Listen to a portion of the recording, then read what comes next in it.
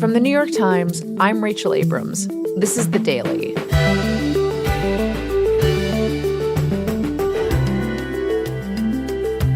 A few days ago, the Trump administration began blowing up America's existing approach to ending the war between Russia and Ukraine by embracing Russia and snubbing Ukraine. And that shift has quickly turned into a broader assault on America's relationship with Europe. Today, Moscow Bureau Chief Anton Troianovski on how it's all adding up to a stunning victory for Vladimir Putin and a major setback for the once ironclad alliance between the U.S. and Europe.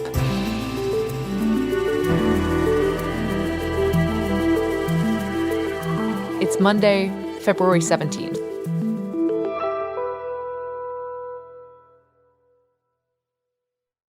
So, Anton, during the presidential campaign, Donald Trump vowed to end the war in Ukraine. And this past week, he has turned his attention to that conflict, but in a way that has been really scrambling the picture, not just for Ukraine, not just for Russia, but really for all of Europe. So tell us what that has looked like from your perspective. I mean, it's been a really extraordinary week when it comes to the Ukraine war, the transatlantic relationship, and us kind of all discovering what Trump's second term in office is really going to mean in terms of foreign policy, because it already feels so different from his first term. The first hint that something was going to change came early last week when, surprisingly, the Russians released Mark Fogel, an American school teacher who had been in jail in Russia. To get him out, Steve Witkoff, Trump's Middle East envoy, actually flew to Moscow and then later brought him home on his plane. That was the first time that a senior American official had traveled to Russia since before the war. So that was the first thing that happened. Then on Wednesday, Trump speaks to Putin on the phone. It was a 90-minute call, according to the Russians. And just the mere fact of this call was really remarkable. It was the first time that we know of that an American president spoke to the Russian leader since Russia invaded Ukraine 3 years ago. Right, because Biden's strategy was to isolate Putin both diplomatically and economically to put pressure on him. Yeah, exactly. It was about sanctions. It was about don't talk to Putin, show Russia that the fact that it launched Europe's biggest war of aggression since World War II was absolutely unacceptable and made Moscow a capital that was just not to be dealt with diplomatically. And in addition, it was all about showing a united Western front. The U.S. under President Biden was very, very careful to coordinate all of its steps with the Europeans, just to show Putin that he wasn't going to be able to divide and conquer when dealing with the West. And Trump's call, which was clearly not pre-coordinated with America's allies, broke that precedent as well. So tell me more about this call. What did they talk about? So I think you really have to read Trump's social media post about this call to really see how remarkable it was. So Trump wrote that in this call, he and Putin both reflected on the great history of our nations and the fact that we fought so successfully together in World War II. And then Trump added that he and Putin had both agreed that they want to stop the war in Ukraine and that President Putin even used Trump's, quote, very strong campaign motto of common sense. And Trump writes on social media after that call that he will then call President Volodymyr Zelensky, the Ukrainian leader, to inform him of that conversation with Putin. So first he calls Putin, and then he calls Zelensky to let him know how it went and what they discussed. Wow. So the message here from Trump is really, I'm going to sit down at the negotiating table. I'm going to make the decisions, and then I will inform you, Ukraine, of what I've decided.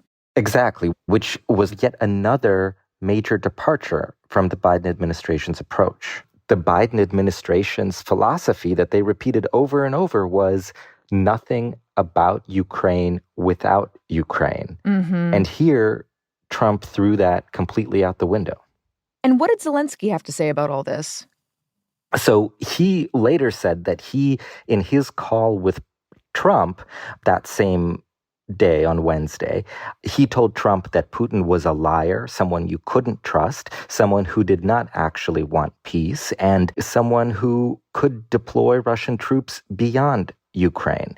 At the same time, Zelensky was saying publicly that a strong America, a strong Trump, could pressure Putin to make the kind of peace deal that Ukraine believes would be sustainable. So he really tried to kind of put a positive spin on it, but I think it was pretty clear that just the speed with which Trump appeared to embrace making a deal with Putin to end the war really caught everyone off guard, including Ukraine. And that same day, Pete Hegseth, the new U.S. Defense Secretary, gave a speech in Brussels. And what did Hegseth say in that speech? Well, good afternoon, friends. This is my first Ukraine Defense Contact Group, and I'm honored to join all of you today. This was really Hegseth's debut in Europe as the head of the Pentagon. And he was speaking to NATO and European defense ministers in Brussels. We want, like you, a sovereign and prosperous Ukraine. But we must start by He said that recognizing a return to Ukraine's borders from before Putin annexed Crimea in 2014 was, quote, an unrealistic objective. A durable peace for Ukraine must include robust security guarantees to ensure that the war will not begin again.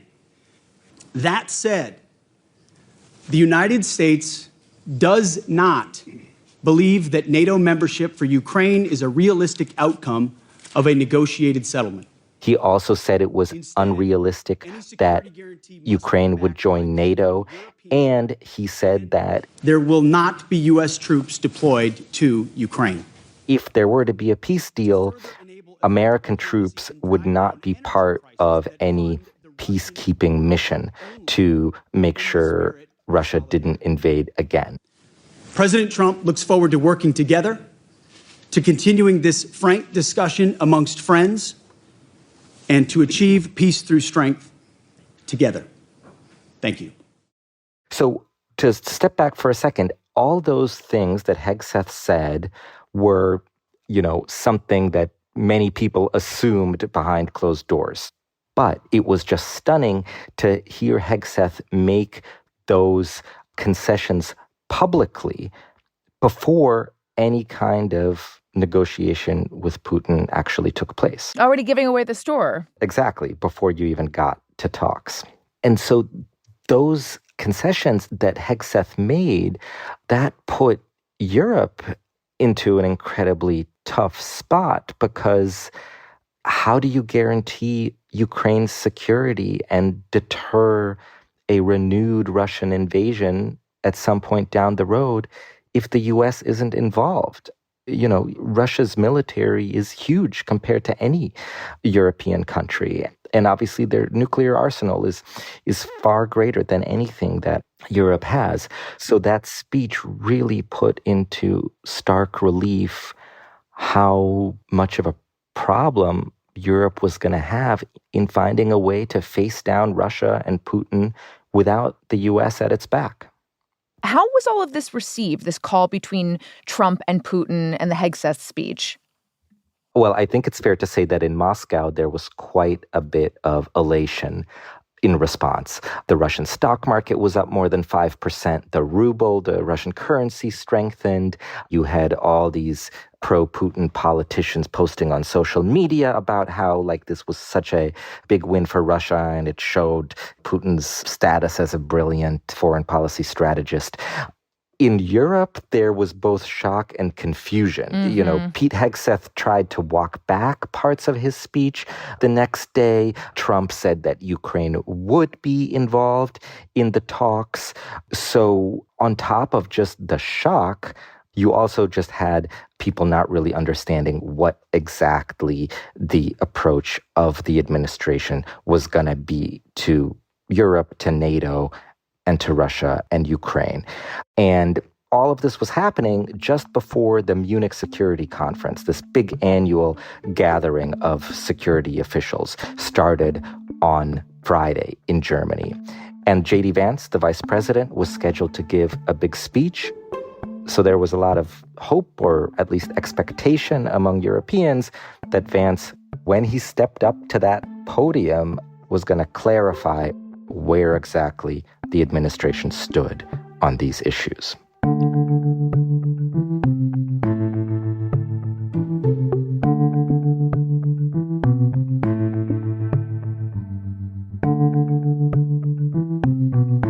We'll be right back.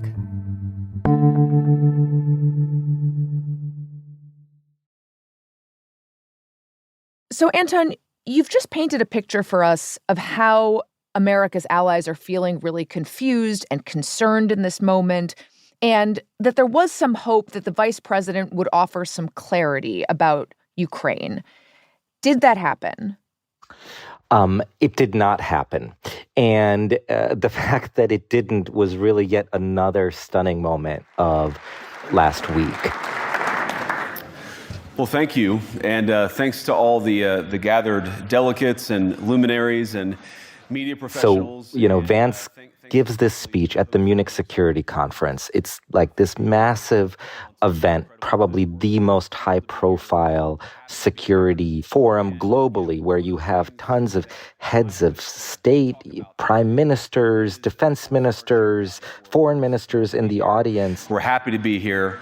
And, one of the things that I wanted to talk about today is, of course, our shared values. And But instead of talking about Trump's foreign policy, he launches into this extensive criticism of Europe.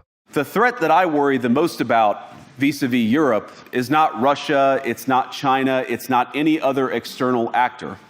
And what I worry about is the threat from within, the retreat of Europe from some of its most fundamental values shared with the United States of America. A Europe that, in his telling, has departed from its democratic roots. That they intend to shut down social media during times of civil unrest, the moment they spot what they've judged to be, quote, hateful content. It's actually a picture of Europe that very much echoes what we've been hearing from Vladimir Putin over the last few years. He's long been criticizing Europe for becoming too woke, for silencing speech. And I really do believe that allowing our citizens to speak their mind will make them stronger still, which of course brings us back to Munich, where the organizers of this very conference have banned lawmakers representing populist parties on both the left and the right from participating in these conversations. Now again, and even more remarkable was the fact that he was doing this in Germany with the big national German election less than 2 weeks away, and where the German far-right party is hoping to make big gains. And of course, the German far-right party, the Alternative for Germany, has been very much ostracized across the political spectrum in Germany for its links to neo-Nazi ideology and its attempts to whitewash the Nazi past. If you're running in fear of your own voters, there is nothing America can do for you. Nor, for that matter, is there... Basically, the vice president of the United States is saying to his European allies, long-standing European allies, that Russia isn't the problem here, you are. Exactly. And Vance here is signaling the possibility that America will no longer be that key ally of Western Europe and the European Union that it was for all those decades after the end of World War II. We shouldn't be afraid of our people, even when they express views that disagree with their leadership. Thank you all. Good luck to all of you. God bless you.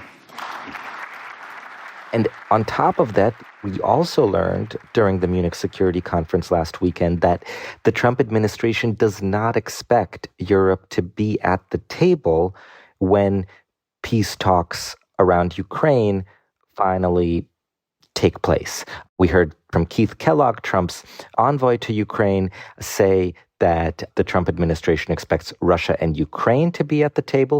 They expect the United States to act as a mediator, but that the Europeans probably won't be there. And it's worth pointing out that it would be pretty striking for Europe to be excluded like this. You know, European countries have contributed more than $100 billion, by some counts more than the U.S. has in total, to Ukraine over the last 3 years.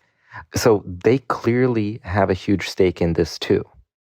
Okay, basically it sounds like Europe's out, but Ukraine is in. Well, maybe. I mean, there's so much uncertainty right now. In fact, we're actually continuing to see signs that Ukraine's involvement is in question. Just this weekend, we learned that 3 top U.S. officials, Marco Rubio, the Secretary of State, Mike Waltz, the National Security Advisor, Steve Witkoff, the Middle East envoy, are all going to be in Saudi Arabia to meet with Russian officials about the war in Ukraine. And for all we know, Ukraine won't be there. So in that sense, it's not a surprise that when Volodymyr Zelensky was on Meet the Press on Sunday morning, he was insisting that Ukraine did need to be involved. Okay, but just to ask a really basic question, how do you end a war in Ukraine without Ukraine at the table? Well, that's a great question.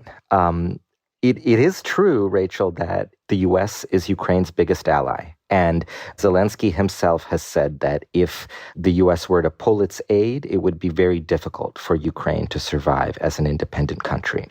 On the flip side, Putin has also made it very clear that he wants to be talking to the U.S. You know, he sees Zelensky's government as a puppet of Washington. So there is clearly space here for conversations between the U.S. and Russia to happen. It would just be pretty shocking for those conversations to happen without Ukraine being a part of them. But the second issue is that even if Russia and the U.S. were to make a deal here, you know, you would still need Ukraine to agree to it. You would need Ukraine to agree to stop fighting. And Zelensky has said very clearly that Ukraine will not accept a deal that they were not a part of in negotiating. So the big question, if these negotiations get more serious, is going to be, how do you thread the needle between Putin's demands and what Ukraine would need? You know, Putin is demanding not just to keep the territory he already has, but he also wants influence over Ukraine. He wants Ukraine's military to be limited. And then on the other hand, Zelensky and the Ukrainians are saying they need security guarantees. They need assurances that there will be a response if Putin were to try to invade again down the road. They need deterrence against Russia. And so how to thread the needle between those two things, that's clearly going to be really hard. And that's what we'll be watching from here. So obviously, we know what Zelensky thinks Ukraine wants and what Ukraine needs, but I'm curious about average Ukrainians. Do we know how they feel about the war and peace talks and all of this? Well, we know from our colleagues in Ukraine that there's extremely deep skepticism across Ukraine that Putin can be seen as a good faith negotiator. At the same time, you know, if you look at our colleagues reporting from Ukraine, you see there's intense fatigue with the war there. The war has lasted almost 3 years now, which would have been just so unimaginable if we think back to the beginning of 2022. Obviously, tens of thousands of Ukrainians, both soldiers and civilians, have died. And so what you've also been seeing over the last year or so in Ukraine is a higher readiness, according to the polls, to make some kind of compromise with Russia. Anton, I feel like it's worth taking a step back here and just reckoning with what a head-spinning week this has been. We've basically seen the United States embrace Russia over its long-standing allies. Yeah, I mean, it's still early, but you're right. It really feels like a moment where that world order that we were all used to has started to crumble. Right. Most people listening to this show have grown up in a world where it's a given that the United States is aligned with Europe. Yeah, there were clearly pretty major bumps along the way that we can remember, but I struggle to remember a week like the one that we just saw, where J.D. Vance, Pete Hegseth, and Donald Trump himself just shook the foundations of that transatlantic alliance so intensely. And, if you think back to Putin and the beginning of his invasion of Ukraine, in many ways, this is kind of what he wanted to achieve. Before Putin started his invasion, I don't know if you remember, he presented this ultimatum to the West saying NATO needed to withdraw from Eastern and Central Europe and really give Russia its European sphere of influence back. At the time, that seemed like a ludicrous demand. The West dismissed it out of hand. But here we are 3 years later and really kind of talking about many of the things that Putin demanded. Look, make no mistake, the cost of all this to Russia has been just extraordinary. Maybe 100,000 or more Russians have died. Something like 1 million have fled the country. The economy has been stretched to its breaking point. Obviously, just the moral cost of having started Europe's biggest war of aggression since World War II is hard to fathom. But if Putin, through these peace talks, is able to settle the war more or less on his terms, that'll be something he presents as a big victory. And an even bigger victory will be if, at the end of all this, he gets the U.S. to walk away from Europe.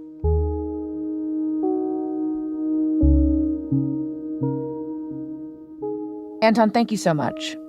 Thank you, Rachel.